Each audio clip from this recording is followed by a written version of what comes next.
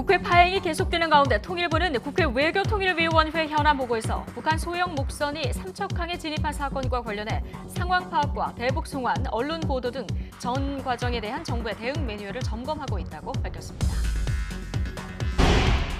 집배원 노조인 전국 우정 노동조합이 파업 찬반 투표를 벌인 결과 93%의 찬성률로 파업을 가결했습니다. 인력 충원과 완전한 주 5일 근무제를 요구하고 있어 우정노조의 협상이 결렬될 경우 다음 달 9일 총파업에 돌입할 계획입니다. 대한애국당이 박근혜 전 대통령 석방을 요구하며 광화문 광장에 무단으로 설치한 천막이 오늘 새벽 46일 만에 강제 철거됐습니다. 철거 작업 과정에서 서울시 측과 철거에 반대하는 애국당 당원과 지지자 등이 충돌하면서 50여 명이 다쳤습니다.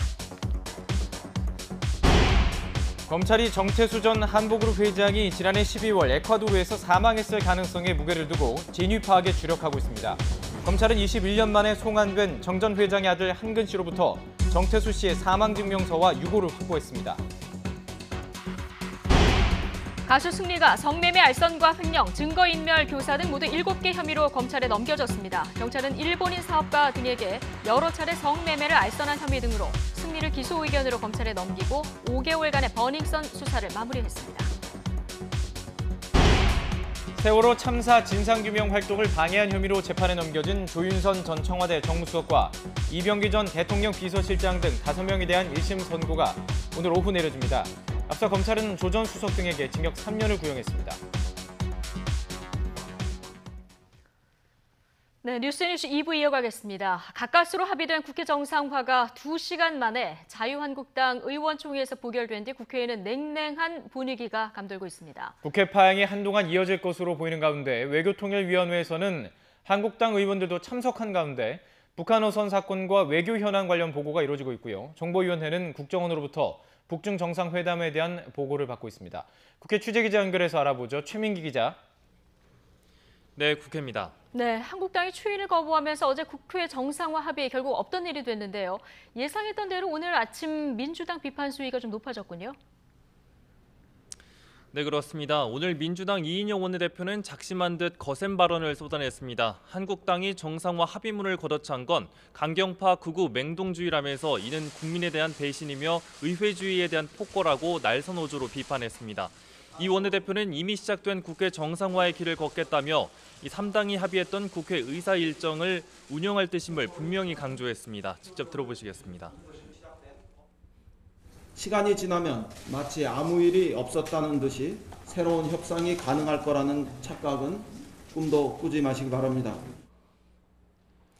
이와 관련해 한국당 나경원 원내대표는 당분간은 북한 어선 사건과 붉은 수돗물 사태 등과 관련한 상임위에만 선별적으로 참석하겠다는 기존 방침을 분명히 했습니다. 그러면서도 여당이 좀 더 넓은 마음으로 재협상에 임해달라며 협상 의지를 강하게 밝혔습니다. 우리 의원님들의 의견, 또 그것이 바로 국민들의 의견이라고 생각을 합니다. 책임 있는 여당으로서 좀 더 넓은 마음으로 재협상을 해야 되지 않나 이렇게 생각합니다. 그간 강경한 발언을 자제해왔던 바른미래당 오신환 원내대표도 오늘은 강도 높게 한국당을 비판했습니다.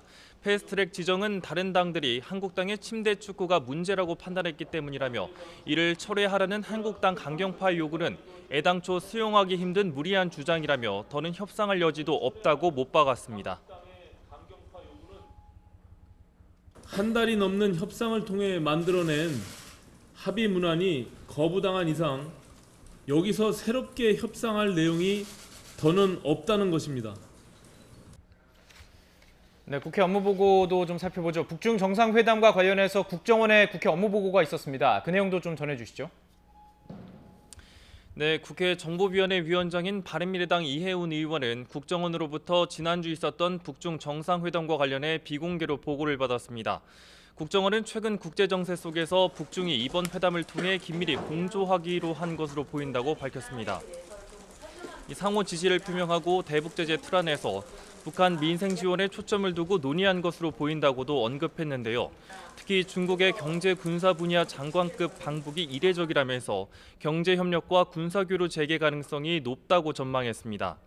국정원은 또 이번 북중 만남이 교착 상태에 빠진 북핵 문제 진전에 대해 긍정적인 영향을 미칠 것이라고도 내다봤습니다. 이와 별도로 오늘 오전 10시부터는 국회 외교통일위원회 전체 회의가 소집됐습니다. 이 북한 어선 사건과 한반도 문제를 둘러싼 외교 현안에 대한 업무 보고를 받기 위한 자리입니다. 이는 국회 정상화와는 별개로 한국당의 선별적 상임위 방침에 따라 여야 간사 합의가 이루어지면서 이 한국당 의원들이 모두 참석했습니다. 이번 업무 보고에는 김현철 통일부 장관과 강경화 외교부 장관이 참석해 최근 현안에 대한 발언을 이어갔습니다. 이 강 외교부 장관은 최근 북미 정상 간 친서를 교환하고 북측이 대화 의지를 표명하는 등 북미 대화 재개에 긍정적인 여건이 조성되고 있다고 밝혔습니다. 이 김현철 통일부 장관도 북측 어선 귀순 사건에 대한 업무 보고와 함께 대북 인도적 지원 추진 상황 관련한 업무 보고를 진행했습니다. 지금까지 국회에서 YTN 최민기입니다. 제2 윤창호법이라고 불리는 도로교통법 개정안이 오늘부터 시행됐습니다. 이제 소주 한 잔만 마셔도 처벌될 정도로 기준이 대폭 강화됐는데요. 첫날 단속 현장에 동행한 취재기자 연결해서 이야기 들어보겠습니다. 김우준 기자. 네, 사회부입니다. 네, 첫날 이 단속 결과 집계가 좀 됐습니까? 네, 그렇습니다. 오늘 아침까지 음주 단속에 걸린 사람은 수도권에서만 64명에 달합니다. 특히 서울에서 오늘 0시부터 2시간 동안 단속한 결과 21건의 음주운전이 적발됐습니다. 이 가운데 면허 정지에 해당하는 혈중 알코올 농도 0.03%에서 0.08% 미만은 6건, 면허 취소에 해당하는 혈중 알코올 농도 0.08% 이상은 15건이었습니다. 면허가 취소된 15건 가운데 3건은 0.08%에서 0.1% 미만으로 기존에는 면허 정지에 해당했지만 이번에 기준이 강화되면서 면허 취소 처분을 받았습니다. 술이 덜 깬 채 운전하는 숙취 운전을 하다 적발된 사례도 잇따랐습니다. 제가 수원의 한 단속 현장에 동행했는데요. 경기 수원 화서동에서는 50대 김모 씨가 숙취 운전을 하다 적발됐습니다. 김 씨는 어젯밤 소주 한 병 반 정도를 마신 뒤 오늘 아침에 차를 몰았다고 밝혔는데 혈중 알코올 농도는 0.037%가 나왔습니다. 어제까지만 하더라도 훈방될 수 있는 수치였지만 강화된 단속 기준에 따라 면허 정지 처분을 받게 된 겁니다. 현장 화면 같이 보시겠습니다. 술이 좀 덜 깼다고 생각을 했는데 솔직히 말하면 여기서 할 줄 몰랐죠. 김 씨뿐 아니라 오늘 새벽 수도권 전역에서 진행된 음주 단속에선 숙취 운전자가 종종 적발됐습니다. 경찰은 오늘부터 2달간 전국적으로 음주운전 특별 단속에 들어갔습니다. 일단 밤 10시부터 새벽 4시 사이 유흥가를 중심으로 집중 단속을 벌인다는 계획인데요. 특히 20분에서 30분 간격으로 단속 장소를 수시로 옮겨 효과를 극대화한다는 방침입니다. 지금까지 사회부에서 전해드렸습니다. 검찰이 정태수 전 한복그룹 회장이 지난해 에콰도르에서 숨졌을 가능성에 무게를 두고 진위 파악에 나섰습니다. 21년 만에 국내로 송환된 정 전 회장의 아들 정한균 씨의 소지품에서 사망증명서와 유골 등이 나왔기 때문인데 검찰은 DNA 분석 등이 어렵다고 보고 객관적인 자료 확보에 나섰습니다. 취재기자 연결합니다. 권남기 기자. 네, 서울중앙지검입니다. 그제 아버지 정태수 씨가 숨졌다는 아들의 진술이 있었는데 소지품이 있었습니다. 여기 유골함이 나왔다고요? 네, 그렇습니다. 검찰이 정태수 전 한복그룹 회장의 것으로 보이는 사망증명서와 유골함을 확보했습니다. 사망증명서엔 정 전 회장이 키르기스스탄 국적의 위조 여권에 사용한 이름과 함께 지난해 12월 1일 사망했다는 내용이 적혀 있었습니다. 지난 22일 21년 만에 국내로 송환된 아들 정한근 씨가 가지고 있던 것들로 억류 당시 현지에서 압수당한 물품을 검찰이 외교부를 통해 어제 전달받았습니다. 앞서 정한근 씨는 송환 이후 첫 조사에서 아버지 정 전 회장이 지난해 에콰도르에서 숨졌으며 자신이 임종을 지켰다고 진술한 바 있습니다. 검찰은 아들 정 씨의 진술과 제출받은 자료를 토대로 정 전 회장 사망 가능성에 무게를 두고 진위를 확인하고 있습니다. 하지만 고열로 화장 처리된 유해라면 유전자 감색이 사실상 불가능해 검찰은 직접 에콰도르 현지를 찾아가는 등 객관적인 정보를 추가로 확인할 계획입니다. 검찰은 동시에 정 전 회장 일가의 해외 은닉 재산을 파악하는 데도 힘을 기울이고 있습니다. 정 전 회장은 지난 2009년 징역 3년 6개월을 확정받았고 증여세 등 2억 2,200억 원대 세금을 내지 않아 고액 체납자 1위에 올라 있습니다. 만약 아들의 주장처럼 정 전 회장 사망이 최종 확인되면 형 집행은 물론 체납세액을 환수할 길도 사라집니다. 지금까지 서울중앙지검에서 YTN 권남기입니다. 다음 달 퇴임을 앞둔 문무일 검찰총장이 검찰 과거사 진상조사 결과에 대해서 깊이 반성한다고 공개 사과했습니다. 앞서 검찰 과거사위원회는 김학의, 장자연 사건 등을 다시 조사했는데 검찰 역사관 앞에서 진행된 발표 장면 직접 보시죠. 과거 국가 권력에 의해 국민의 인권이 유린된 사건의 실체가 축소 은폐되거나 가혹행위에 따른 허위 자백, 조작된 증거를 제때 걸러내지 못해 국민 기본권 보호의 책무를 소홀히 하였습니다. 늦었지만 이제라도 큰 고통을 당하신 피해자분들과 그 가족분들께 머리 숙여 진심으로 사과드립니다. 넉 달 넘게 버닝썬 사건을 수사한 경찰이 가수 승리를 성접대와 횡령 등의 혐의로 송치하고 수사를 마무리했습니다. 서울지방경찰청은 승리에게 성매매 알선과 성매매 또 업무상 횡령 등 7개 혐의를 적용해 기소 의견으로 송치한다고 밝혔습니다. 하지만 경찰과의 유착 의혹, YG 성접대 개입설 등과 관련해서는 추가로 발표된 게 없었습니다. 경찰은 이와 관련해 버닝썬 동업자인 유모 씨와 대만인 투자자 린사모 비서 등 5명도 횡령 공범으로 기소 의견을 달아 송치했습니다. 서울시가 오늘 새벽 광화문 광장에 설치했던 대한애국당의 농성 천막을 강제 철거했습니다. 철거가 시작되자 대한애국당 당원과 지지자들이 거세게 항의하면서 크고 작은 몸싸움이 일어나 50여 명이 다쳤습니다. 대한애국당은 지난 10일 박근혜 전 대통령의 석방과 시위에서 숨진 5명의 진상규명을 요구하며 광화문 광장에 기습적으로 천막을 설치했습니다. 서울시는 대한애국당 천막을 허가받지 않은 불법 시설물로 규정하고 천막을 잦은 철거하지 않으면 행정대집행, 즉 강제 철거할 수 있다는 계고장을 3차례 보냈습니다. 우체국 직원들로 구성된 전국 우정노조가 찬성률 93%로 파업을 가결했습니다. 우정노조는 오늘 이 같은 파업 투표 결과를 공개하고 쟁의 조정이 안 되면 다음 달 9일 파업에 돌입한다고 밝혔습니다. 취재기자 연결합니다. 한영규 기자. 네, 한영규입니다. 자, 예상대로죠. 총파업을 가결했죠? 네, 그렇습니다. 전국 우정노동조합이 찬성률 93%로 총파업을 결의했습니다. 우정노조는 오늘 오전 서울 여의도 한국노총에서 기자회견을 열고 이 같은 투표 결과를 공개했습니다. 우정노조는 어제 전국 우체국 지부에서 총파업 찬반 투표를 진행했습니다. 그 결과 조합원 28,800여 명 가운데 94%인 27,000여 명이 투표에 참여했고 93%의 찬성률로 파업을 가결했습니다. 우정노조는 지난 11일 중앙노동위원회 쟁의 조정을 신청하고 조정과 교섭을 병행하고 있으나 쟁의 조정 기간이 끝나는 내일까지 우정사업본부가 불성실 교섭을 계속한다면 다음 달 9일 전면 총파업에 돌입한다고 밝혔습니다. 우정노조가 총파업에 돌입한다면 우정사업 60년 만에 처음입니다. 우정노조는 인력충원과 주 5일 근무제 시행을 요구하고 있습니다. 이를 위해 집배원 2,000명 이상 충원과 토요일 택배 제외 등 완전한 주 5일제를 요구하고 있습니다. 그러나 우정사업본부는 올해 예상 적자만 2천억 원으로 인력 충원이 어렵고 예산 지원이 필요하다는 입장입니다. 정부가 이번 우정노조뿐만이 아니라 학교 비정규직 노조 등 공공부문 노조의 파업과 관련해서 자제를 요청했죠. 네, 이낙연 국무총리는 민주노총 공공부문 4개 연맹과 전국 우정노조의 파업 예고와 관련해 노조는 파업을 자제해 주시기를 부탁한다고 촉구했습니다. 이 총리는 오늘 오전 정부 서울청사에서 열린 국무회의에서 모두 발언을 통해 이같이 밝혔습니다.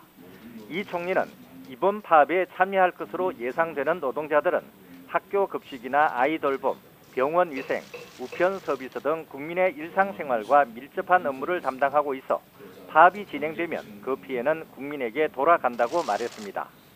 이 총리는 이어 지방교육청, 국립대병원, 우정사업본부 등 관계기관은 당장 할 수 있는 일은 즉시 이행하고 지금 이행하기 어려운 것은 앞으로 어떻게 개선해 나갈 것인지 노조와 함께 대화를 통해 대책을 강구하라고 지시했습니다. 그러면서 만약 파업이 있더라도 국민의 불편이 없도록 관계기관이 미리 철저히 대비해달라고 덧붙였습니다. 이 총리는 다음 달 18일 총파업을 예고한 민주노총에 대해서도 파업 계획을 멈추고 노동계의 상급 단체로서 상생 노력에 동참해 주기를 부탁한다고 말했습니다. 지금까지 행정부에서 전해드렸습니다.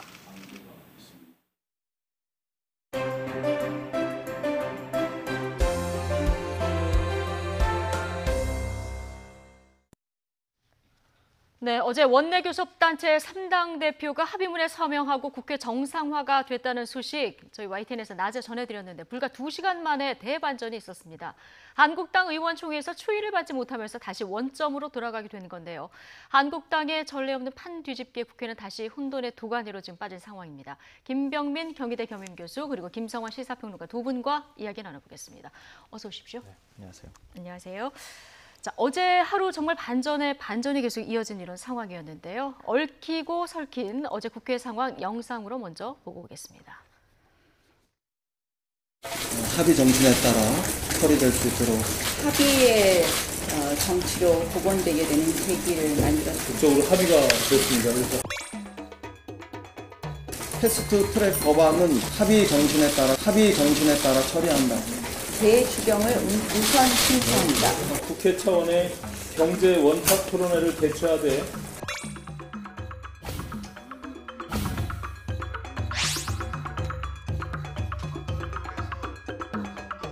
추가 협상이 필요하다고 말씀들이 계셨고 특히 패스트트랙 법안에 대해서는 확실한 합의 처리를 약속받아야 된다고 말씀들이 계셨습니다.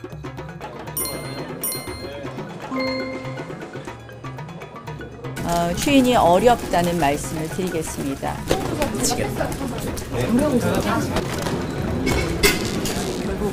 국회 정상화를 바랬던 국민의 여망을 정면으로 배반한 거다. 국민을 생각하면 있을 수 없는 일이잖아요. 매우 유감스럽게 생각합니다. 입장 전환을 다시 한번 촉구하면서 공대와 가격이 부담하는 및 사회 완전만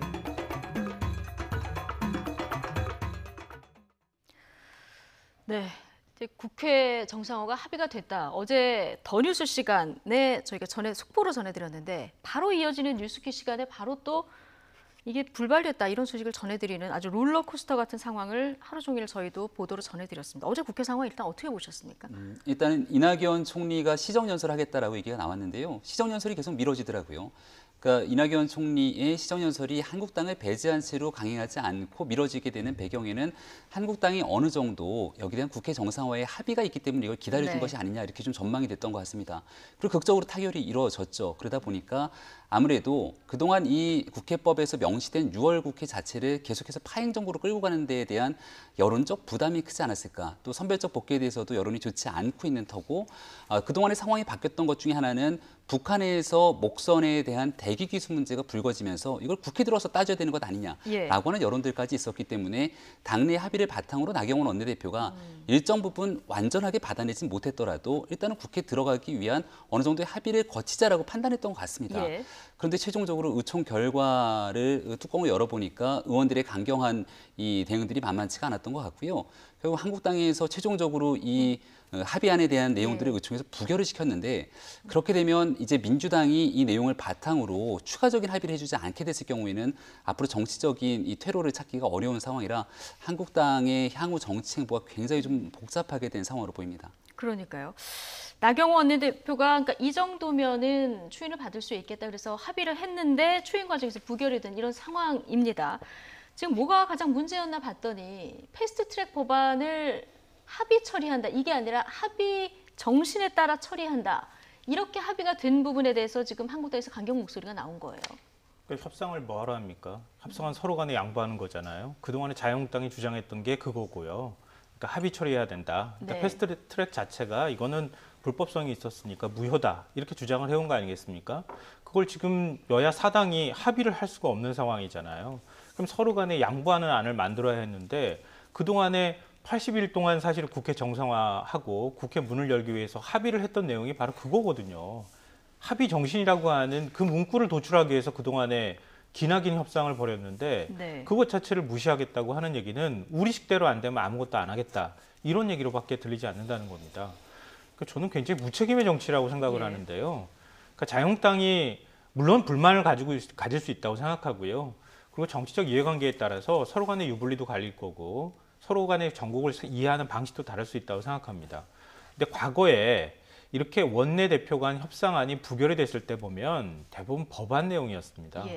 국회 문을 여는가 안 여는가 가지고 이렇게까지 협상안을 뒤집거나 이렇게 하지는 않았다는 얘기예요. 과거의 사례하고는 조금 경우가 다르다. 네. 예. 그러니까 과거에는 특정한 법안을 놓고 그 법안이 굉장히 첨예하게 쟁점이 됐었던 사안에서 예. 그걸 왜 가서 합의를 했느냐라고 당내 반발이 일었을 때 그걸 합의안을 부의하고 추인을 안 해준 경우가 있기는 네. 했지만 국회 문을 여는가 안 여는가 가지고는 하지 않았다는 거예요. 이거는 다시 말씀드리면은 정치인의 의무를 방기하는 겁니다. 그러니까 이거는 해야 될 일을 안 하겠다는 얘기나 다름이 없다는 겁니다. 그러니까 이런 거 가지고 협상안을 가지고 이거를 뭐 부결한다 아니다 얘기하는 게 이게 과연 맞는 것이냐. 그러니까 결국은 국회 문을 여는 문제는 자동으로 원래 열게 돼 있는 거고요. 짝수달에. 그리고 국회의원이 들어와서 싸우더라도 싸우는 것이고 거기에 따라서 불만이 있거나 협상안이 마음에 안 들면은 그러면 다른 법안 가지고 싸울 수도 있는 거고 하는 것인데 국회문 우리 못 열겠다 이러면 보이콧하는 것이고 국회의원의 역할 제대로 안 하겠다는 뜻이니까 지금 국민들 사이에서 세비 다시 회수해라. 세비 줄 수 없다 이런 여론이 일 수밖에 없는 상황이라는 커지는 겁니다. 상황. 어제 정진석 의원이 사인을 하고 와서 추인을 하면 어떡하냐. 순서가 뒤바뀐 거 아니냐. 이런 지적도 또 비공개 회의에서 했다고 하는데 나경원 원내대표가 당내에 이런 강경한 반발 움직임을 감지를 못했던 걸까요? 이거 어떻게 보십니까? 감지는 충분히 했을 수 있습니다. 왜냐하면 네. 지난주 월요일에 이미 한국당의 의원총회가 있었고요. 그 전까지 자유한국당의 장제원 의원 등을 비롯해서 국회 정상화 반드시 해야 된다 이렇게 목소리를 높였던 의원들이 적지가 않습니다. 뭐 수도권 의원들을 중심으로는 또 내년도 총선이 이제 임박해 오고 있기 때문에 소위 말하는 중도층의 표심을 의식한다면 강경 모드로만 국회를 끌고 가는 것이 능사는 아니다 이렇게 판단할 수 있거든요. 나경원 원내대표도 이 원내 지도부의 입장에서 사실은 어떤 방식으로든지 간에 국회 정상화를 하기 위한 노력들을 해왔던 것도 사실입니다. 하지만 지난주 월요일에 있었던 의원총회에서는 결국 뚜껑을 열어보니까 많은 당내 의원들이 여전히 아직도 이 패스트트랙 전국 이후로 민주당으로부터 사과를 받아내지도 못하고 합의 처리를 도출하지 못한 상태로서는 들어갈 수 없다는 입장이 분명했거든요. 하지만 제가 앞서 말씀드렸던 것처럼 한 일주일 정도 상황이 좀 변하지 않았을까라는 생각이고 나경원 원내대표의 지금 주장을 보니까 황교안 대표와도 소통을 했다는 겁니다. 그러니까 당내에 있는 구성원 일부랑도 어느 정도 의견을 교환했기 때문에 여기에 대해서 합의 처리에 대한 사인을 했을 거라고 저는 판단하는데요. 그러나 결과는 그리고 나서 반대로, 결국은 들어갔지만 이 합의 처리에 대한 부분들이 결국 패스트트랙으로 돌아갈 것이고 패스트트랙 문제는 지난 국회 과정 속에서 이 격렬한 몸싸움까지 있으면서 의원들이 고발당하지 않았습니까? 개별 의원 한 명 입장에서는 이제 이 문제가 앞으로 정치개혁특별위원회에서 행안위로 넘어가는지에 대한 문제 그리고 법사위로 넘어가서 본회의에 통과하기까지 합의 처리하지 않고 만약 강행 처리하게 됐을 경우는 국회가 또다시 파행으로 갈 수 있다라고 하는 위기감들을 갖고 있는 의원들이 적지 않습니다. 그런 측면들이 한번 더 터져나온 게 아닌가 싶은데 결과적으로 이런 목소리들이 우세하더라도 그래서 국회 문을 안 열 거냐라고 하는 답에 해답을 찾지 못한다면 사실은 나경원 대표의 중재안을 어느 정도 깊이 고민했었어야 된다라는 아쉬움이 남습니다. 지금 이 시점에서 나경원 원내대표의 리더십이 지금 시험대에 오른 이런 상황인데요. 상황이 이렇게 되니까 한국당 극소수 의원들 나경원 원내대표 불신임까지 거론했다고 하는데요. 당내 분위기 어떤지 김영우 한국당 의원 인터뷰 내용 들어보시겠습니다. 갑작스럽게 아마 왜 이런 합의를 했는지 모르겠으나 선거 제도라든지 아니면은 뭐 경제 청문회라든지 등등 여태까지 지속적으로 주장해왔던 것을 왜 생각을 많이 안 했을까? 불신임이라고 하는 말 자체는 나왔었는데 불신임 하자라는 차원에서 나온 말은 아니었고요. 네네. 이것이 이제 불신임까지 거론될 수 있는 상황이지만 결국 지금 여야 협상을 해야 되는 입장이니 나경원 원내대표에게 좀 힘을 더 실어주자 협상력을 좀 높이기 위해서는 우리가 오히려 부결시켜서 협상을 다시 하게끔 하는 게 좋겠다라는 차원에서는 나왔죠. 그러니까 불신임까지 거론될 수 있는 상황이지만 지금은 협상을 해야 되니까 힘을 실어주자 이런 의미에서 지금 추인이 부결됐다 이런 얘기를 지금 했는데요. 어떻게 힘을 실어줄 것 같으면은 협상안을 추인해 줬어야죠. 그러니까 협상안은 마음에 안 드는데 당신이 나가서 총알바지하면서 협상 다시 해와라 이런 얘기나 다름이 없는 거 아니겠습니까? 사실 과거 같으면은 원내대표 불신임안 통과시켜야 되는 상황이나 마찬가지예요. 왜냐하면은 상황이 그만큼 엄중하잖아요. 그러니까 그동안에 물론 패스트트랙 문제라든가 여러 가지 우여곡절이 있었지만 원내대표가 당대표하고도 소통하고 이 정도면은 그래도 따가운 국민 눈총이나 비난을 의식해서 결단을 좀 내려야 되는 상황이다라고 하고 들어갔을 거라고 생각해요. 당내 분위기 저는 나경원 원내대표가 모르지 않았을 거라고 생각하거든요. 이미 굉장히 오래전부터 당내에서 의원들이 고소고발만이라도 취하하게 해달라. 이건 당장 내년 총선에 우리가 출마하느냐 못하느냐하고 관계가 있다. 예. 이거 가지고 굉장히 많은 반발을 하고 있었다는 얘기는 벌써 자유한국당 바깥으로 얘기가 다 흘러나온 상황이었습니다. 그 정도로 의원들의 태도가 강경했다 그러면 나경원 원내대표가 설득을 충분히 하던가 아니면 예. 지도부의 리더십을 갖고 황교안 대표랑 우리가 이렇게 결단했으니 좀 이번만은 좀 따라주십시오 라고 하면서 의원들을 설득하거나 두 가지 문밖에 없었던 겁니다. 예. 근데 그 어느 것도 지금 제대로 하지 못했다는 거예요. 근데 이렇게 하고 나니까 결국은 책임이 어디로 돌아갑니까? 그 피해는 당연히 국민한테 갈 수밖에 없는 상황이잖아요. 그러니까 오로지 자신들의 정치적 이해관계나 이익에 따라서 국회를 문을 열고 닫는 것을 결정하겠다고 하는 태도는 저는 정말 바람직하지 못하다고 생각합니다. 예, 어쨌든 추인 부결이 앞으로의 협상력을 높이기 위한 승부수다. 뭐 한국당에서는 이런 해석들이 좀 나오고 있는 상황인데요. 상대 당들은 지금 어떻게 보고 있는지 이 부분도 궁금합니다. 더불어민주당, 바른미래당에서 나온 얘기들 들어보고 오겠습니다. 시간이 지나면 마치 아무 일이 없었다는 듯이 새로운 협상이 가능할 거라는 착각은 꿈도 꾸지 마시기 바랍니다. 황교안 대표도 이 상황에 더 이상 침묵하지 마시고 합의대로 정상화의 길을 결단하시길 바랍니다. 더 이상 세모표 대답도 없고 구갈목, 즉 국회를 알지 못해서 대답하는 일도 용서받으실 수 없다는 점을 말씀드립니다. 어제 벌어진 일에 대한 책임은 전적으로 한국당에게 있는 것입니다. 지금 한 달 동안 협상을 중재해온 입장에서 또 다른 중재안이 있을까라는 회의가 듭니다. 그런 상황에서 한국당이 스스로 결단하는 것이 오히려 가장 빠른 국회 정상화가 아닐까. 이제는 민주당이 우리 의원님들의 의견, 또 그것이 바로 국민들의 의견이라고 생각을 합니다. 책임 있는 여당으로서 좀 더 넓은 마음으로 재협상을 해야 되지 않나.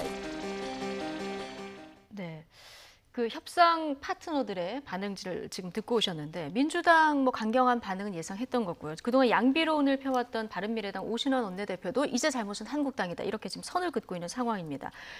재협상 관련해서 지금 동상이몽인 것 같습니다. 이인영 원내대표는 이거 뭐 꿈도 꾸지 마라 이런 입장이고 한국당 지금 입장 들어보면은 이걸 추인을 부결한 거 가지고 더 이제 앞으로 협상을 해서 더 큰 걸 얻어내라 이런 분위기 아니겠습니까? 이게 재협상이 이루어질까요? 그 재협상이 가능했으면 나경원 원내대표 협상을 했겠죠. 예. 그러니까 이인영 원내대표가 새로운 원내대표로 선출되고 나서 굉장히 유하게 조금 협상에 나서겠다라고 얘기를 했습니다만은 절대로 양보하지 않았던 부분들이 존재합니다. 예. 그러니까 이 모든 갈등의 근본적인 원인은 결국 패스트트랙에서 오게 되는데 이인영 원내대표가 할 수 있다라고 선을 그었던 부분들은 유감 표명 그리고 여기에 대한 패스트트랙 전국 속에서 법안에 대한 합의 처리를 위한 노력 정도로 규정해졌지 이 부분을 한국당이 주장하는 것처럼 패스트트랙에 대한 원천 무효화라든지 네. 아니면 합의 처리를 아예 못을 박는다에 대해서는 이미 이인영 원내대표뿐 아니라 더불어민주당 뭐 더 나아가서는 사실 일부에서는 청와대까지 같이 함께 이 목소리를 내고 있는 것 아니냐 얘기를 하게 되는데 양보할 수 없는 지점에 이르는 것 아니겠습니까? 예. 따라서 꽤 오랜 기간 동안 끌어온 상태에서 나경원 원내대표가 결국은 국회 정상화의 길을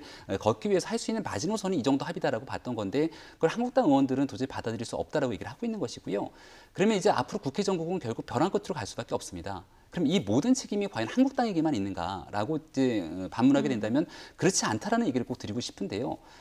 선거법에 관련된 문제 때문에 결국은 이 모든 일들이 파생이 시작됐었고 선거법을 야당과 합의하지 않은 채로 패스트트랙에 태웠는데 그렇다면은 그동안의 관례처럼 선거법은 모든 국민에게 그 국민의 투표권과 연결된 문제이기 때문에 이 부분만큼은 한국당과 합의해서 처리한다라는 문구를 만약에 명시했으면 한국당이 이렇게 나올 하등의 이유가 없습니다. 네. 더 나아가서 지금은 나경원 원내대표뿐 아니라 이 황교안 대표를 비롯한 지도부가 장외에서 투쟁을 하고 있는데요. 과거 2013년도였던가요? 그 당시에 김한길 대표가 나가서 장외에서 투쟁을 하고 있을 때가 있었는데 천막당사를 치고 문재인 대통령이 당시 제1야당 대표 투쟁하고 있는 김한길 대표를 찾아갑니다. 국회의원 신분이었죠. 뭐라고 얘기를 했냐면 이렇게 제1야당의 대표가 노숙 투쟁한다는 건 처음 있는 일이다. 전국이 이렇게 막혀 있으면 대통령이 오히려 먼저 야당 대표에게 만나자고 해서 전국을 풀 생각을 해야 되는데 야당 대표가 만나자고 얘기해도 이걸 거부하고 있으니 답답할 따름이다라고 네. 문재인 대통령이 의원 시절, 야당 시절에 얘기를 합니다. 황교안 대표가 전국을 풀자고 영수회담을 제안하기도 했는데요. 원내 지도부에서 풀 수 없는 이야기로 지금 국회가 막혀 있다면 이제 이 문제를 풀어낼 수 있는 역할들에 대해서 대통령도 좀 고민할 필요가 있지 않는가라는 생각이 들고요. 예. 이 부분을 왜 대통령이 나서서 해야 되는 거냐, 국회가 풀어야지라고 얘기를 할 수 있는 부분이 존재합니다만은 지난 패스트트랙 정국에서는 검찰개혁 문제 등으로 인해서 청와대의 조국 수석이 적극적으로 개입하는 듯한 모습을 보인 바가 있기 때문에 여기에 대해서 어쨌거나 같이 함께 만들어서 풀어나가기 위한 여러 가지 해법들을 이제는 정치권 모두가 좀 모색해야 되지 않을까 싶습니다. 예. 지금 어쨌든 상황 교통 정리가 좀 필요한 상황인데요. 지금 김병민 교수님 얘기한 대로 1:1 영수회담이 좀 이 시점에서 해결의 실마리가 될 수 있을까요? 어떻게 보십니까? 그러니까 정치가 애들이 하는 거 아니잖아요. 그러니까 자기들이 협상해가지고 안 되면은 생떼 쓰다가 그리고 대통령이 나서서 해결하라고 얘기하는 것도 저는 맞지 않는 얘기라고 생각하고요. 물론 국정에 대한 무한 책임은 정부 여당이 지는 것이다. 그럼 뭐 큰 명제에 대해서는 뭐 저도 부인할 생각은 없지만 그래도 우리가 하는 대로 우리 식대로 안 하면은 모두 없다고 주장하는 게 그게 과연 맞는 겁니까? 정치가 그렇게 가면 되겠습니까? 근데 지금 자유한국당 모습이 그렇다는 거예요. 그래서 최소한의 서로 간에 동의할 수 있는 합의안을 만들어낸 거 아닙니까? 근데 이거 마음에 안 든다고 걷어차 버렸잖아요. 걷어차고 난 다음에 이제는 해결할 방법 없는데 모든 책임은 다 여당에게 있다. 이게 주장이 이게 맞는 겁니까? 그러고 난 다음에 대통령이 만나 주십시오. 대통령이 해결해달라. 또 생떼 쓰는 거예요. 그러면 대통령이 만나주겠다고 얘기했잖아요. 그랬더니 형식이 또 마음에 안 든답니다. 대통령이 그러면 1:1 그럼 같이 만나주겠다고 황교안 대표랑 만나주겠다고 하는데 아니 3명이 만나면 되고 5명이 만나면 안 됩니다. 도대체 어떻게 해달라는 얘기입니까?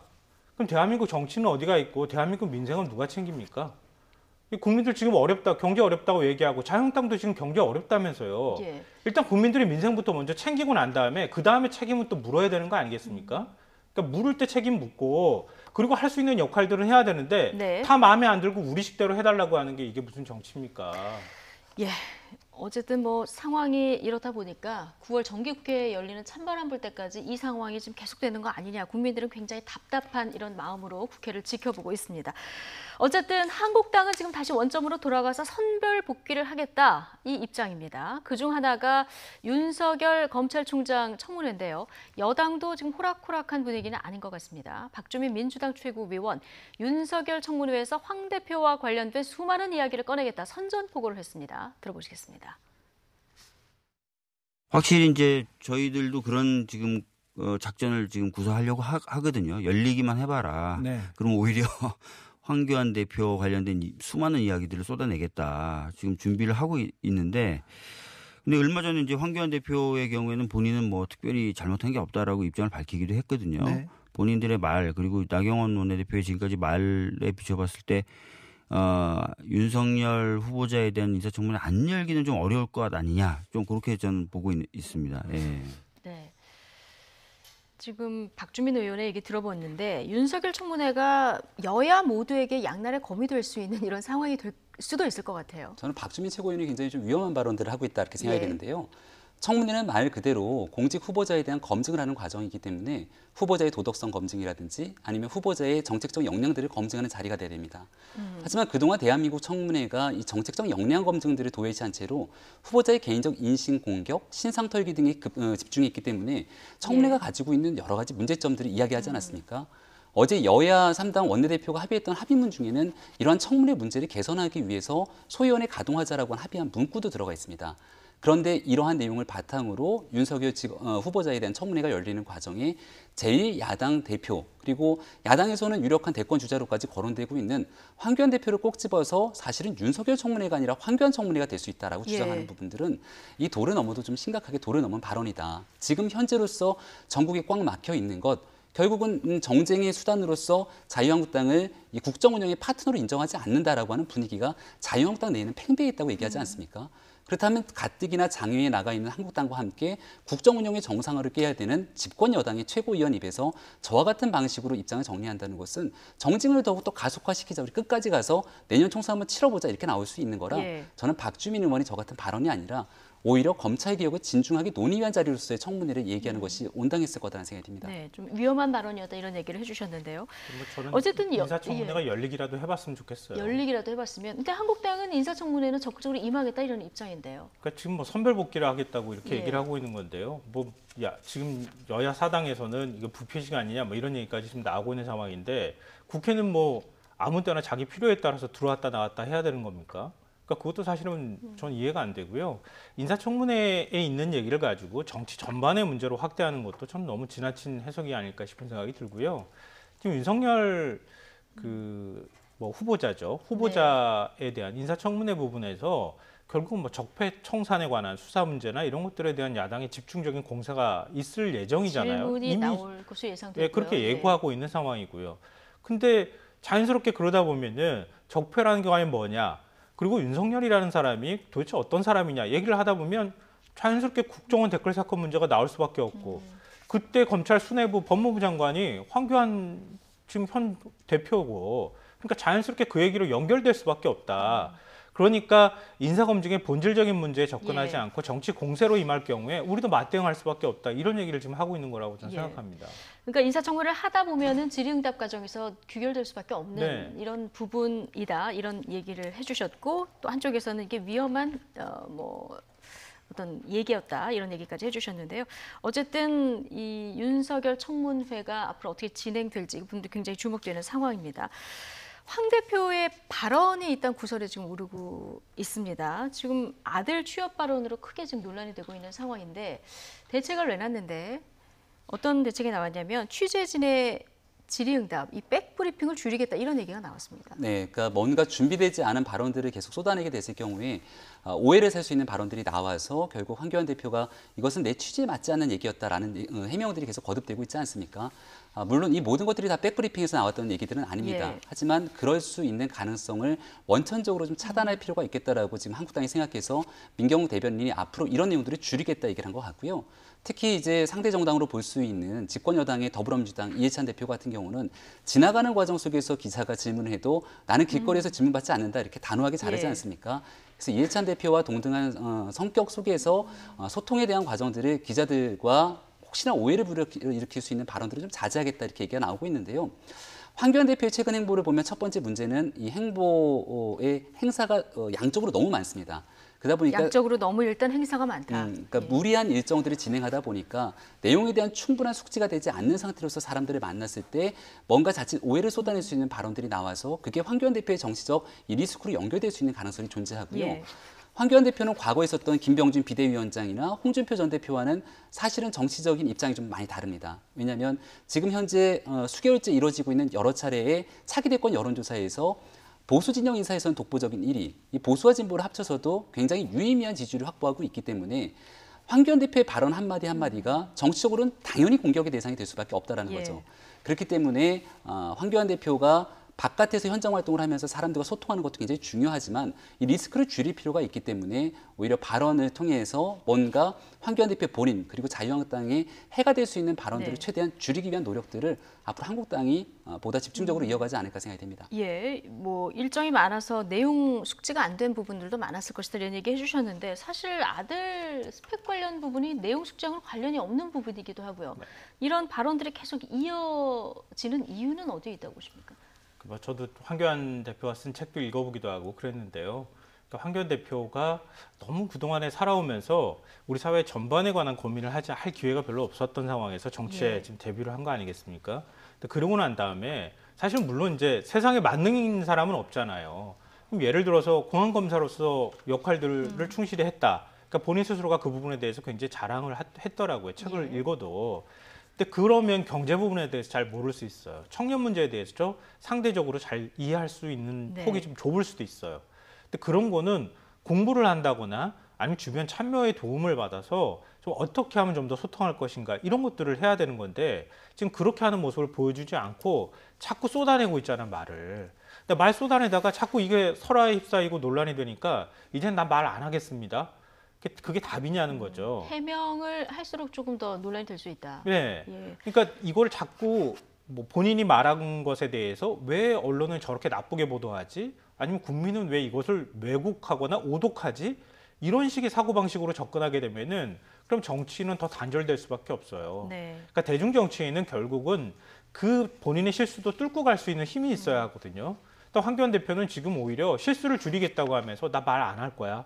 이런 방식으로 가는 게 과연 대처 방식으로서 적당한가 이런 부분에 대한 문제의식이 있고요. 또 하나는 지금 국회가 저 지경인데 지금 야당 대표는 지금 돌아다니면서 대권 주자로서 활동하고 있다 이런 비판들이 꽤 많이 있거든요. 네.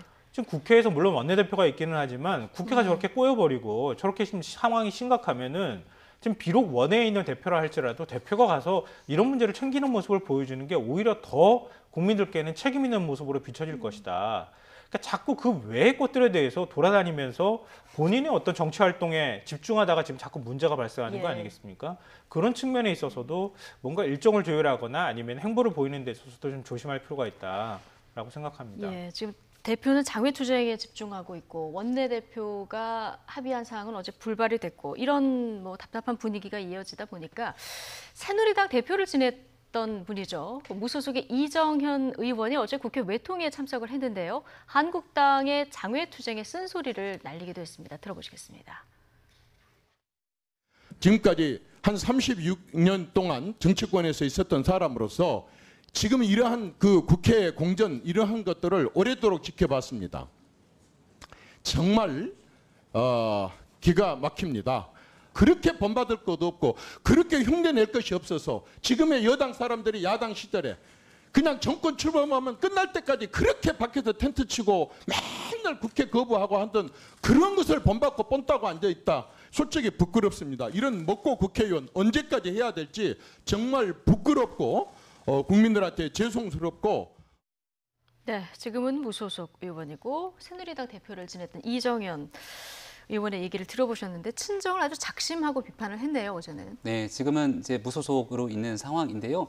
이정현 의원은 이 순천 지역에서 사실은 보수정당에서 입지전적으로 당선이 됐던 인물 아니겠습니까? 예. 말 그대로 정치적으로 굉장히 두터운 텃밭에서 그냥 공천을 받아 당선된 인물이 아닌 케이스이기 때문에 어떻게 해야 국민들의 마음들을 살필 수 있고 그러한 마음들을 살피는 것을 바탕으로 내년 총선에 임할 수 있는지를 뼈저리게 몸소 체험할 수 있는 의원들이 몇몇 있을 겁니다. 아마 이정현 의원 입장에서도 자금의 한국당이 보여주고 있는 정치 행태가 물론 문재인 정부가 집권 2년이 지난 기간 동안 경제적으로 국민들에게 큰 실망을 주고 이 안보적인 측면에서도 동해 해상 경비가 완전히 뚫리게 되는 심각한 문제를 자아내고 있는 상황에서도 대한민국 안보태세에 대한 불안들은 여전히 가속화되고 있는 여러 가지 문제들을 지적할 수는 있는 건데 그것들도 국회라고 하는 이 틀 안에서 국민들과 소통할 수 있는 정치가 필요하다고 주장하는 의원들이 적지가 않거든요. 그래서 이정현 의원이 이런 얘기를 이제 상임위에서 얘기를 했던 것 같고요. 한 가지 좀 아쉬운 측면들은 이런 목소리들을 어제 있었던 의원총회 자리에서 더 치열하게 얘기가 나왔어야 되는 것이 아닌가 싶습니다. 윤상현 의원 같은 경우도 비슷한 얘기를 통해서 국회 정상화된다고 발언하게 되는데 어제 있었던 의총에서 누군가가 나서서 더 강경하게 목소리를 높이면서 정말로 우리가 국회를 들어가서 더 가열차게 민생과 함께 소통해야 된다는 목소리가 나왔으면 좋았을 텐데 그런 얘기들이 사라지고 개별적인 발언들을 통해서 모든 것들에 대한 책임이 나경원 원내대표 지도부에게 돌아가면 사실은 그 자리에 지금 자유한국당 의원 어느 누가 앉아도 이 문제 해결하지 못할 거라는 생각이 들거든요. 결국 한국당이 지혜와 힘을 좀 모으기 위해서 서로가 소통을 강화해야 될 때가 아닌가 생각이 듭니다. 서로가 소통을 강화해야 될 때다. 이런 조언까지 해주셨습니다. 자, 오늘 아침에 광화문 광장 대한애국당 천막을 철거하는 서울시와 또 이를 막는 대한애국당 대립으로 굉장히 시끄러웠습니다. 결국 천막은 46일 만에 철거가 됐는데요. 자, 왜 이런 일까지 일어났을까요? 차현주 앵커가 전해드립니다. 물병에 모기약 그리고 부탄가스까지 날아다닙니다. 서울시가 대한애국당 천막을 철거하기 시작하자 대한애국당 당원들이 격렬하게 저항하며 양측이 크게 충돌했는데요. 화면으로 함께 보시죠. 오늘 새벽 5시 40분 서울시가 직원 500명과 용역업체 직원 400명을 동원해서 본격적인 대한애국당 천막 철거에 나섰습니다. 대한애국당 당원과 지지자 등 300명 정도는 서로 팔짱을 끼고 이렇게 온몸으로 나가섰는데요. 물병은 물론이고 플라스틱 통을 집어던지는가 하면 모기약을 얼굴에 뿌리고 부탄가스까지 투척합니다. 결국 천막이 철거되자 아예 광장 바닥에 드러누워서 저항합니다. 이 아수라장 속에 50여 명이 병원으로 옮겨져서 치료를 받고 있습니다. 대한애국당은 지난 5월 10일 광화문 광장에 기습적으로 천막을 설치했습니다. 박근혜 전 대통령의 석방을 요구하고 박 전 대통령 탄핵 결정 때 시위를 하다가 숨진 이들을 추모한다는 취지입니다. 서울시는 민원이 속출하고 안전사고 우려가 크다면서 대한애국당 측에 자진 철거하라는 계고장을 수차례 보냈습니다. 앞서 20세 이하 월드컵 결승전이 열렸을 때도 대한축구협회가 안전상 충돌을 우려해서 응원 장소를 옮긴 적도 있었죠. 하지만 대한애국당 측이 버티기로 일관하자 서울시는 천막 설치 46일 만인 오늘 강제 철거에 나선 겁니다.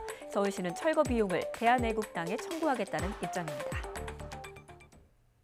네, 3차례 계고장을 보내고 결국 오늘 아침에 철거에 들어가서 철거를 했는데 지금 다시 치겠다 이런 입장입니다. 그리고 서울시도 고발하겠다 이런 입장인데요. 네, 뭐 지금 의원 2명이 있는 공당 아니겠습니까? 네. 보통 이제 우리가 천막을 칠 때는 그만큼 절박한 사정에 있는 사람들, 힘이 없는 사람들, 그런 사람들이 호소할 곳이 마땅히 없을 경우에 마지막으로 선택하는 수단이잖아요. 근데 지금 대한애국당이 그럴 만한 수단이 없습니까? 대한애국당 주최 주말 집회가 매주마다 서울 광화문에서 열리고 있습니다. 광화문에 나가보면 매주마다 차들이 다 시위대를 비껴가고 있는 상황입니다. 도로를 다 점거하고 다녀서. 그럴 정도로 자신들의 정치적 의사표현을 충분히 하고 있는데 굳이 광화문에다가 저렇게 천막을 치는 게 타당한 것인지라는 게 좀 의문이 있고요. 이 천막을 칠 때 맨 처음에 이제 시작했던 것은 아니 세월호도 치는데 우리도 칠 수 있다. 이런 식의 논리를 가지고 지금 치는 것도 이게 과연 논리상 맞는 것인지 전 그 부분에 대해서도 의문입니다. 그러니까 이런 식으로 그러니까 우리 사회에 있는 모든 것들 다 무시하고 자신들이 충분히 얘기하고 의사소통을 할 수 있는 수단이 있음에도 불구하고 이렇게 하는 게 과연 타당한 것인지 전 굉장히 좀 부정적인 입장입니다. 예, 어쨌든 이제 태극기 세력을 다 아우르겠다. 대한애국당 당명도 바뀌었습니다. 최고위원회의에서 이게 의결은 됐답니다. 우리공화당으로 됐고 선관위에도 등록을 했다. 앞서 홍문종 의원이 이 얘기를 했는데 그 홍문종 공동대표 얘기에 따르면 이게 이제 당명이 박근혜 전 대통령의 뜻이고 지금 옥중에 있는데 뭐 편지도 주고받고 의사가 전달된다 이런 얘기를 아까 저희 그 전화 연결해서 하더라고요. 사실은 이 박근혜 전 대통령을 만날 수 있는 유일한 인물은 유영하 변호사 아니겠습니까? 뭐 유영하 변호사가 나와서 과거에도 전당대회 때 이야기를 몇 차례 쏟아낸 바가 있었는데 그 내용이 박근혜 전 대통령이 진짜 얘기인지에 대해서는 여전히 박 전 대통령이 출소하고 나서 스스로가 이 언론 앞에 이야기를 하기 전까지는 아무도 알 수 없는 상황이겠죠. 우리 공화당, 그러니까 공화당이라고 하는 이미지 자체가 박정희 전 대통령을 떠올릴 수 있을 것이고 자연히 그런 상태 속에서 박근혜 전 대통령과 박정희 전 대통령이 기대서 내년 총선에서의 선거, 특히 TK에서 어느 정도의 성과를 자아내겠다라고 하는 의도가 섞였다라고 보는데요. 굳이 그와 같은 행태로서 과연 선거에서 유의미한 결과를 차용할 수 있을지는 여전히 미지수이기 때문에 일단은 뭐 여기에 대한 행보들은 조금 더 지켜볼 필요가 있을 거란 생각입니다. 예, 옥중 정치가 다시 시작된 걸까요? 그 홍문종 그 공동대표가 한국당 탈당하면서 40~50명 정도가 따라 나올 것이다 얘기를 했잖아요. 이게 당시만 해도 뭐 터무니없다 이런 한국당 의원들이 얘기가 많았는데 만약에 박근혜 전 대통령이 뒤에 있다면 얘기가 달라질까요? 조금은 달라질 수 있겠죠. 예. 왜냐하면은 박 전 대통령한테 정치적 빚을 진 사람들도 지금 자유한국당 안에 있기도 하고요. 그다음에 뭐 연동형 비례대표까지는 가지 않는다 하더라도 공천 과정에서 자연스럽게 물갈이 대상이 될 수 있는 의원들도 있기 때문에 그런 의원들이 나가서 뭔가 자신들의 정치적 입지를 만들기 위해서는 뭔가 당이 좀 필요할 가능성도 있습니다. 그래서 이게 파괴력이 어느 정도일지는 알 수는 없지만 지금 이제 대한애국당에서 계속 주장하는 바는 박 전 대통령이 내 등 뒤에 있다. 이런 것들을 강조하면서 정치적 명분을 자꾸 얻어가려고 하는 것 같아요. 근데 뭐 당명 정하는 거는 신공화당이라고 했다가 이거 선관위에서 한 글자 다르면 안 된다. 원래 공화당이 있으니까. 그래서 그냥 우리 공화당이라고 한 걸 굳이 박 전 대통령이 장명해 준 것처럼 말하는 것도 좀 과장된 거 아닌가 그렇게 생각합니다. 뭐 옥중 메시지를 저희가 직접 확인할 수는 없기 때문에요. 네, 두 분 얘기는 오늘 여기까지 듣겠습니다. 김병민 경희대 겸임교수, 김성원 시사평론가 두 분과 함께했습니다. 고맙습니다.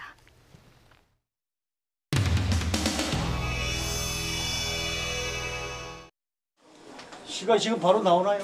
지금 댁이 이게 그 하자고 여기가 이제 대략 52분경 됩니다. 52분경에 상황 접수를 하고 저희가 땡.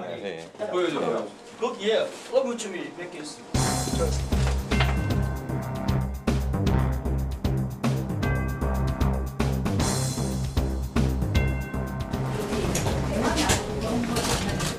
여섯 시 한 20분경부터 쭉 보시면 되죠. 지금 대략 6시 전후로 해서 이제 저희 시집에 희미하게 됐습니다. 좀 빨리 넘겨도 되겠습니까? 현재 위치 여기입니다. 네. 다시 저쪽으로 가다가. 그래서 저반입니다. 이 시각이 멈춰주세요. 이 시각이 약 23분경. 6시 23분. 네, 여기서 이제 저반할 때는 여기 송변도 다 까맣고 그래서 여기서는 거의 뭐 식별이 불가능하십니다. 배 자체도 보이지 않고요. 아까 저반하는 장면만. 그다음 잠깐. 아니 이것 말고 뭐 뒤에 있잖아. 왜 이것밖에 없다고 또 무슨 말이야? 뒤도 뭐예요? 6시 50분에 이 CCTV로 나오는 그림 있나요? 있겠죠. 있잖아요. 빨리 봐. 왜 그거 안 보여주나? 하다고 여기 나오잖아요. 여기가 이제 거기에 어부줄이 몇 개 있어요. 저희들 출동함으로 해서 저희들 그래. 아까는 멀리만 있다. 그래. 이 있다. 저기 흰옷 입고 가는 1배속으로. 저기 이제 일반인 여기 일반이 아니라니까. 이 사람은 보세요. 이 사람이 인간이 이 뭔가를 확인하는 모습. 이봐 이 사람이 뭐 찾는 것 같아요. 일반인이 될 수가 없다 이거야. 물론 우리 민간인이고 산책 요원이라 하더라도 봐야지. 그렇다면 뭔가 같이 이런 팀하고 같이 연락이 되는 사람은 아닌가 라고 생각할 수밖에 없잖아요. 왜 그런 걸 경찰이 이야기 안 하고 놓치고 무시하려고 하냐 이거야.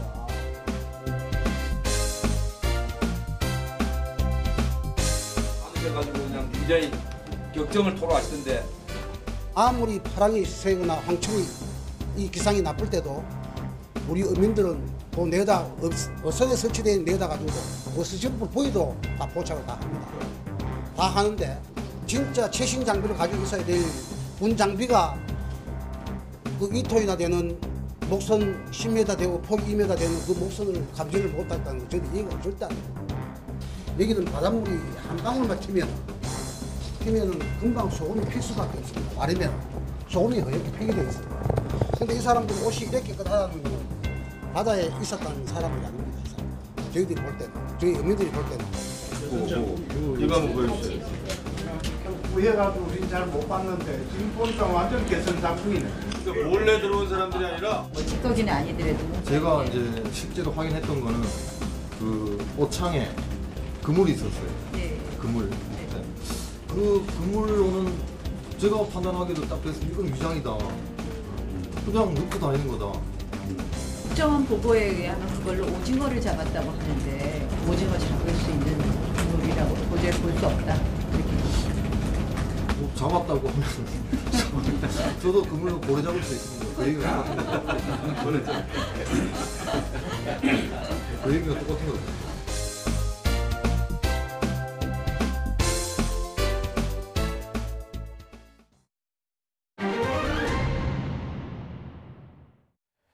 대전시 공무원이 근무 시간에 민원인들이 이용하는 수유실에서 불법 미용 시술을 받다 적발됐습니다. 해당 공무원은 출장계를 낸 상태로 시술을 받았는데 대전시는 추가 사례가 더 있는지 조사하고 있습니다. 자세한 내용 취재기자 연결해서 알아보겠습니다. 이상군 기자. 네, 대전입니다. 근무 시간에 벌어진 일입니다. 공무원의 불법 미용 시술. 이 사실 어떻게 확인이 됐습니까?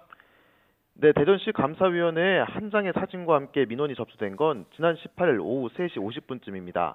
대전시청 1층 수유실에서 불법 미용 시술이 이루어지고 있다는 내용이었습니다. 시 민생사법경찰이 현장을 확인한 결과 대전시 6급 공무원이 시술을 받고 있었습니다. 출장계를 낸 뒤 오후에 속눈썹 연장 시술을 받고 있었는데 적발되자 반일 휴가를 내고 퇴근한 것으로 확인됐습니다. 수유실은 아기에게 모유나 분유를 먹이고 기저귀도 갈아줄 수 있도록 마련된 아기 돌봄 전용 공간입니다. 현장에는 다른 용무 출입을 삼가라는 안내문도 적혀 있었지만 지켜지지 않았습니다. 자, 정말 황당한 일이 벌어진 건데요. 대전시 조사 이루어지고 있습니까? 네, 먼저 시술 행위자는 공중위생법 위반 혐의를 받고 있습니다. 대전시는 시술자가 미용 자격증이 있지만 수유실이 영업신고가 되지 않은 장소여서 처벌할 수 있다고 설명했습니다. 공무원의 일탈 행위에 대해서도 복무기강 차원에서 심각하게 받아들인다며 엄중히 책임을 물을 계획이라고 밝혔는데요. 공무원은 복무규정 위반 등에 따른 내부 징계만 이뤄질 예정입니다. 추가로 확인되어야 할 부분은 시청 내 불법 미용시술이 더 있었는지 여부입니다. 대전시 민생사법경찰은 공무원의 수유실 불법 미용시술이 처음이 아닐 가능성이 있다고 보고 추가 사례를 조사하고 있습니다. 하지만 수유실 입구를 촬영하는 CCTV가 없어 시술자와 해당 공무원에 대한 진술 결과를 토대로 조사를 진행할 수밖에 없는 상황입니다. 지금까지 대전에서 YTN 이상곤입니다. 같은 층에 사는 여성의 집에 들어가 성폭행을 시도하고 17시간이나 감금한 20대 남성이 경찰에 붙잡혔습니다. 이 남성은 마약 간이 검사에서 양성 반응까지 나왔습니다. 박희재 기자의 보도입니다. 서울 역삼동의 다세대 주택입니다. 지난 20일 이곳에 사는 23살 A씨는 같은 층에 혼자 사는 여성의 집에 찾아가 문을 두드렸습니다. 확인할 것이 있다며 문을 열어달라고 요구했습니다. 아주 친한 건 아니란 얘기지. 저 사람이 몇 도 살고 이 정도 안다.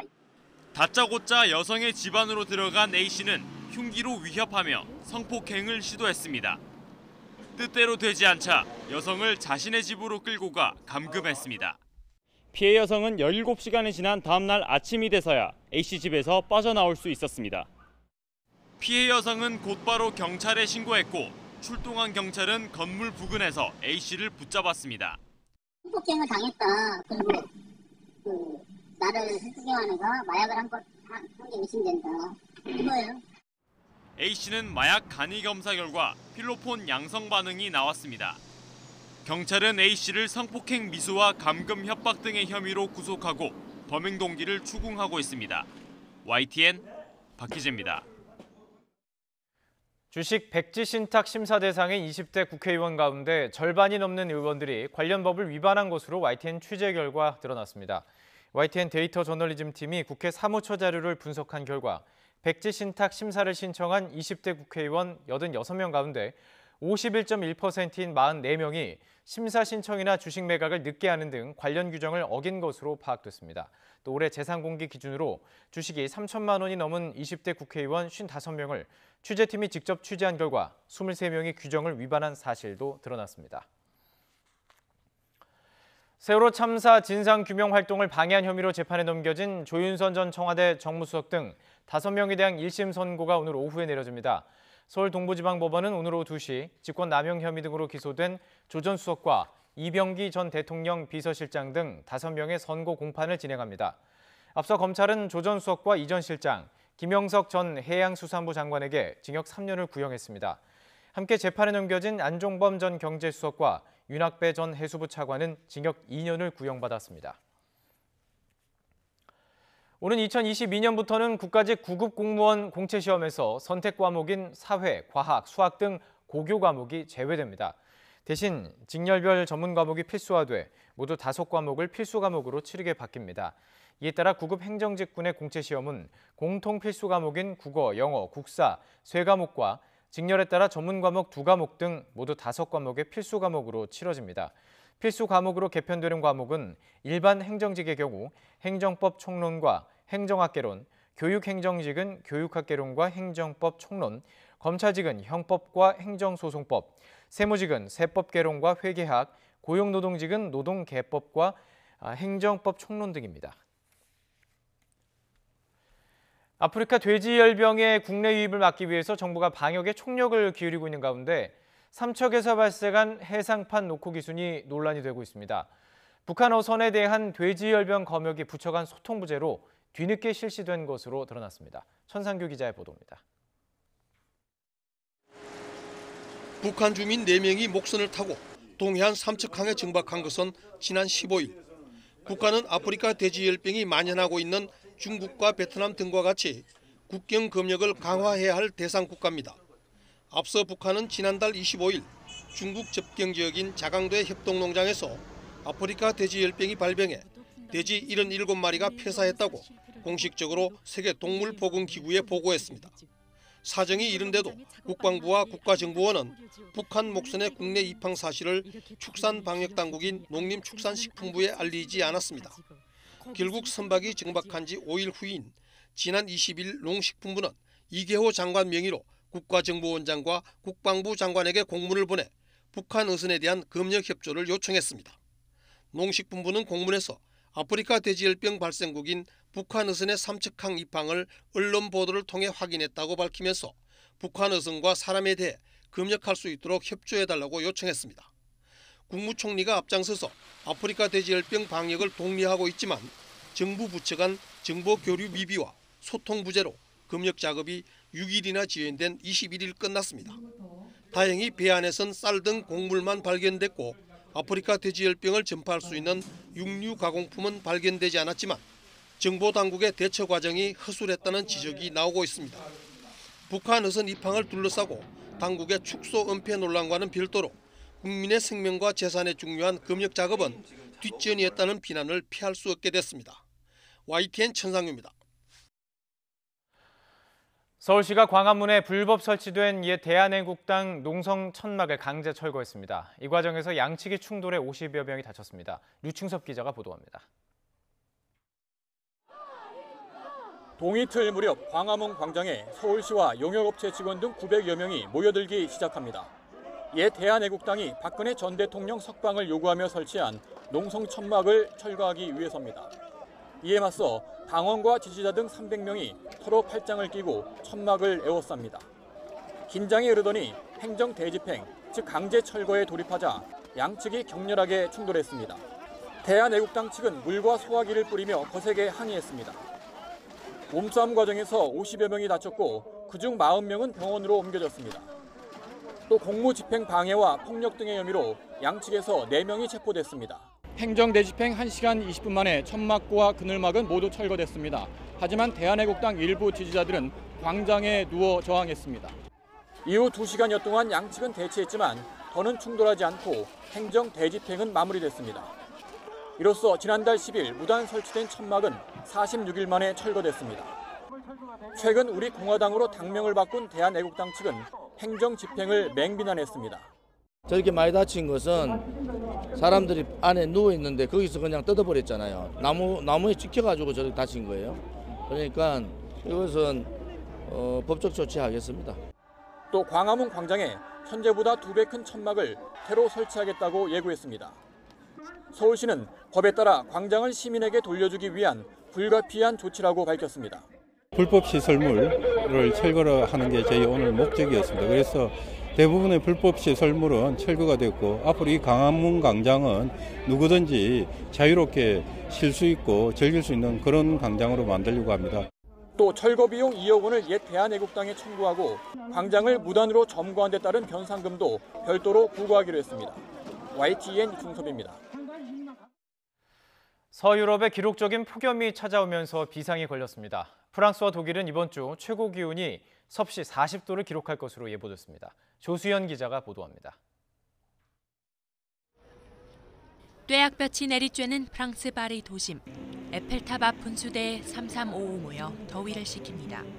우산을 양산 대용으로 펴고 햇빛을 가려보기도 합니다.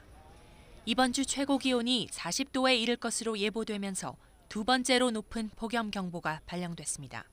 Nous sommes tous moyennement contents de cette grosse chaleur parce que dans les appartements parisiens, il n'y a pas forcément de climatisation. 프랑스 당국은 공공장소마다 이른바 쿨링 공간을 마련하고 식수대도 추가로 설치하고 있습니다. 노숙자들을 위한 쉼터와 식수 제공도 자치단체 차원에서 이루어지고 있습니다. 지난 2003년 8월 극심한 폭염으로 15,000여 명이 숨진 악몽을 겪은 프랑스는 피해 예방책에 총력을 쏟고 있습니다. Les personnes malades, les femmes enceintes, les nourrissons et les personnes âgées qui sont les plus vulnérables et auprès desquelles il faut être non seulement vigilant, avoir des mesures de prévention, mais pouvoir intervenir le plus vite possible. 벨기에와 네덜란드 당국도 곳곳에서 30도가 넘는 폭염이 시작되자 무더위 대비 작전을 가동했습니다. 독일도 일부 지역이 6월 최고 기록인 38.2도를 갈아치우며 40도를 넘어설 것으로 내다봤습니다. 특히 독일 북부 일대는 고온으로 인한 산불 발생 가능성에도 대비하고 있습니다. Gerade Temperaturen bis 39, die bei uns jetzt angesagt werden, für Mitteleuropa und für Deutschland natürlich sehr, sehr untypisch sind. Das bedeutet, keiner von uns ist wirklich daran gewöhnt. 서유럽에 찾아온 때이른 폭염은 아프리카 사하라 사막의 뜨거운 바람이 확산한 데 따른 것으로 분석됐습니다. YTN 조수연입니다.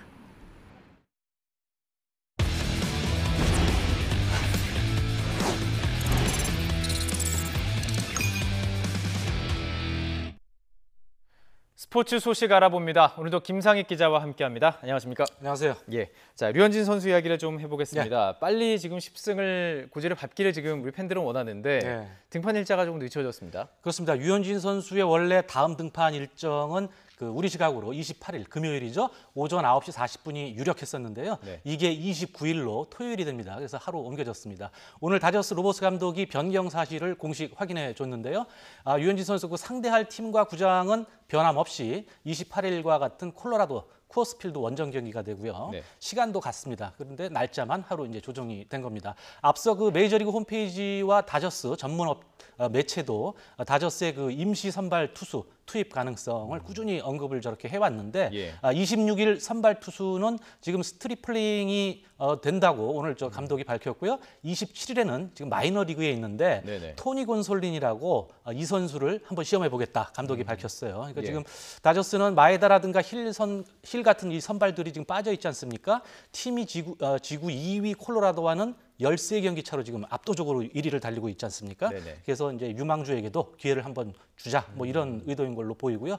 이렇게 되면 유현진 선수는 투수들의 무덤 쿠어스필드 등판은 그거 자체는 피할 수 없게 됐지만 하루를 더 쉬면서 여유를 좀 가질 수 있게 됐습니다. 이 기사 나왔을 때 혹시 쿠어스필드 피할 수 있지 않을까 이런 기대도 했는데 그렇죠. 에이스라면 한번 해봐야죠. 그럼요. 한번 부딪혀봐야죠. 자 류현진 선수가 이런 가운데 팀 동료들과 굉장히 좀 여유로운 시간을 갖는 건 이거 SNS에 올렸죠. 그렇습니다. 오늘 류현진 선수 자신의 소셜 네트워크 서비스에 사진 2장을 올렸는데요.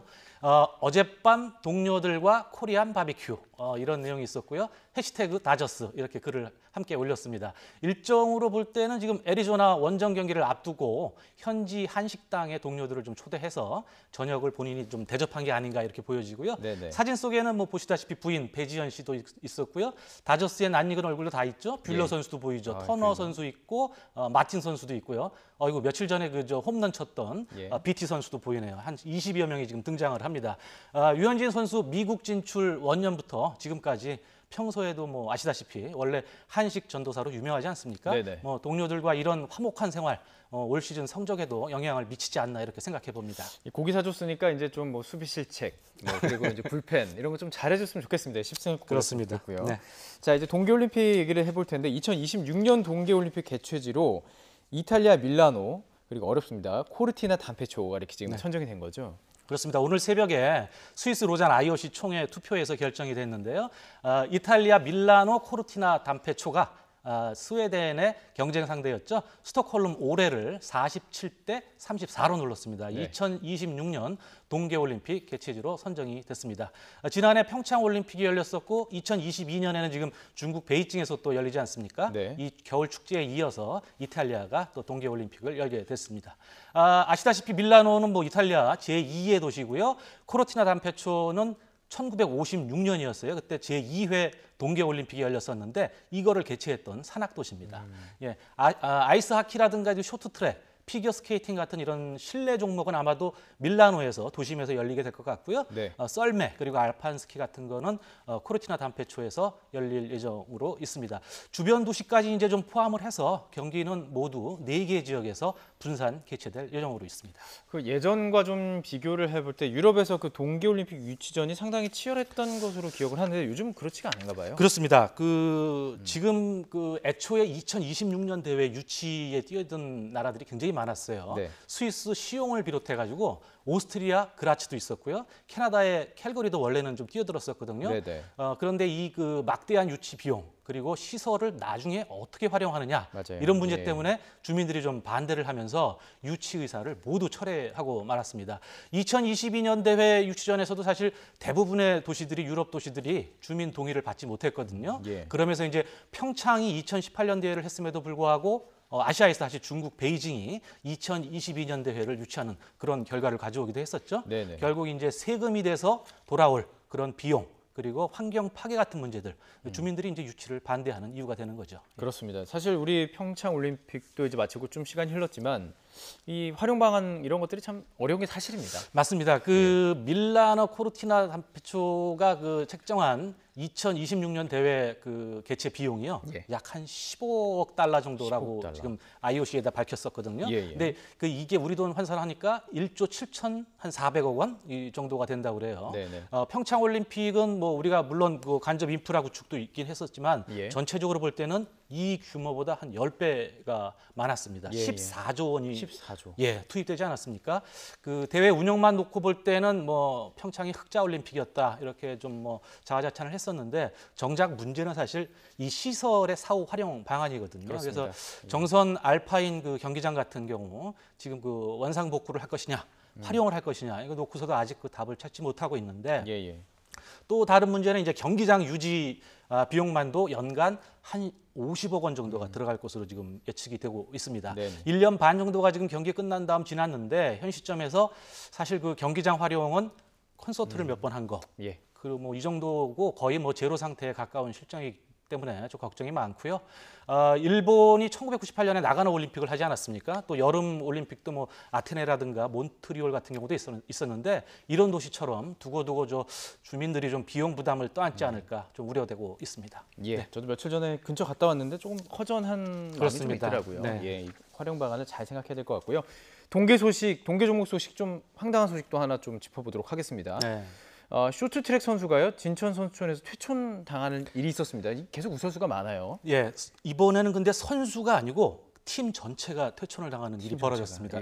남녀 쇼트트랙 국가대표팀이 진천 선수촌에서 집단 퇴촌을 당하게 됐습니다. 일은 그 지난 17일에 암벽 등반 훈련을 할 때 벌어졌는데 한 선수가 다른 선수들이 보는 앞에서 후배 선수의 이 바지를 내리는 이 어처구니 없는 장난을 했어요. 그러니까 당연히 이 수치심 느낀 후배 선수가 성희롱을 이제 신고를 했고요. 그러면서 이제 문제가 불거졌는데 두 선수 모두 뭐 얼굴이나 이름 보면은 평창 올림픽에서 메달 땄던 아주 유명한 선수예요. 그래서 지난번에 말씀하셨다시피 뭐 여자 숙소 무단 침입 사건도 있지 않았습니까? 이때 남자 선수는 고작 뭐 출전 정지 1개월 징계 처분을 받았었고요. 심지어 뭐 출입을 도왔던 여자 선수 견책 처분에 그치지 않았습니까? 사실상 징계 없는 그런 솜방망이 처벌이었는데 국제대회에서 아무래도 성적을 좀 내다 보니까 이런 종목이다 보니까 좀 봐줬다라는 얘기들이 좀 있었거든요. 그런데 이번에는 좀 달랐습니다. 선수촌이 쇼트트랙 관련 사건이 이렇게 계속되자 팀 전체의 기강회의로 보고서 코칭 스태프를 포함해서 남녀 대표팀 전체를 선수만 해도 14명이거든요. 한 달간 선수촌에서 퇴출하기로 결정을 했습니다. 바로 조금 전에 신치원 선수촌장이 이렇게 회의를 통해서 결정을 했고요. 오늘 중으로 퇴촌 조치를 할 예정으로 있습니다. 물론 이제 성희롱 부분은 연맹을 통해서 다시 조사를 해서 징계 절차를 밟게 됩니다. 쇼트트랙 사실 뭐 이야기를 뭐 하고 싶지 않습니다. 여러 가지 구설수가 많기 때문에 이번 일도 잘 봉합을 할 수 있기를 기대해 보도록 하겠습니다. 네, 오늘 소식 여기까지 정리하죠. 김상현 기자였습니다. 고맙습니다.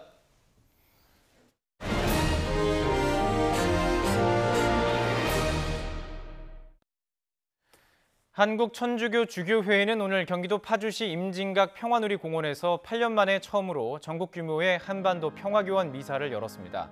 주교회의 민족화해위원회 주관으로 오늘 오전 11시에 봉헌된 평화기원 미사는 서울대 교구장 염수정 추기경이 주례를, 천주교 주교회의 의장 김희중 대주교가 강론을 맡아 진행됐습니다.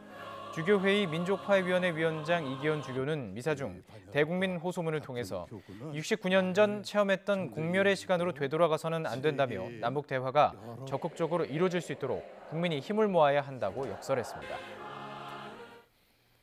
아이돌 그룹 BAP 멤버 힘찬이 성추행 혐의로 기소돼 다음 주부터 재판을 받게 됩니다. 서울중앙지방검찰청은 지난 4월 힘찬을 강제추행 혐의로 불구속 기소했으며 다음 달 12일 재판이 시작된다고 밝혔습니다. 힘찬은 지난해 7월 24일 새벽 경기 남양주시 조안면에 있는 펜션에서 20대 여성 A씨를 강제추행한 혐의를 받고 있습니다. A씨는 사건 당일 펜션에 힘찬 등 남성 3명과 여성 3명이 함께 놀러 갔다가 강제추행을 당했다고 주장했지만 힘찬은 서로 호감이 있었다며 혐의를 부인했습니다. 무더위의 기세가 정말 대단합니다. 맑은 하늘에 강한 볕이 내리쬐면서 기온이 빠르게 오르고 있는데요. 서울에는 폭염특보가 내려진 가운데 현재 서울 기온 30.1도까지 올라 있고요. 불쾌지수도 일반인 10명 가운데 5명 이상이 불쾌감을 느끼는 수준인 75 안팎까지 올라 있습니다. 오늘 바깥에서 야외 활동하실 때는 통풍이 잘 되는 시원한 옷차림 해주시는 게 좋겠습니다. 오늘은 어제보다 더 덥겠습니다. 폭염특보 속에 대구와 춘천의 낮 기온이 33도, 서울과 대전이 32도, 광주는 31도로 어제보다 1, 2도가량 높겠습니다. 특히 한낮에는 자외선 지수와 오존 농도 모두 높게 치솟겠는데요. 낮 동안에는 불필요한 야외 활동도 자제하시는 게 좋겠습니다. 이번 폭염은 내일 새벽 제주도를 시작으로 낮에 남부지방에 장맛비가 내리면서 점차 누그러지겠고요. 이후 장마 전선은 잠시 남아있다가 주말에 다시 북상해 제주와 남부지방에 또 한 차례 비를 뿌릴 전망입니다. 폭염의 온열 질환 발생 가능성이 높아지고 있습니다. 노약자와 어린이는 한낮 외출을 조금 자제해 주시고요. 야외 작업장에서는 물을 틈틈이 마셔주시고 또 틈틈이 휴식도 취해 주시는 게 좋겠습니다. 지금까지 청계천에서 YTN 신미림입니다. 네, 화요일 뉴스앤이슈 마치겠습니다. 잠시 뒤 노종면의 더 뉴스가 이어집니다. 시청해 주신 여러분 고맙습니다.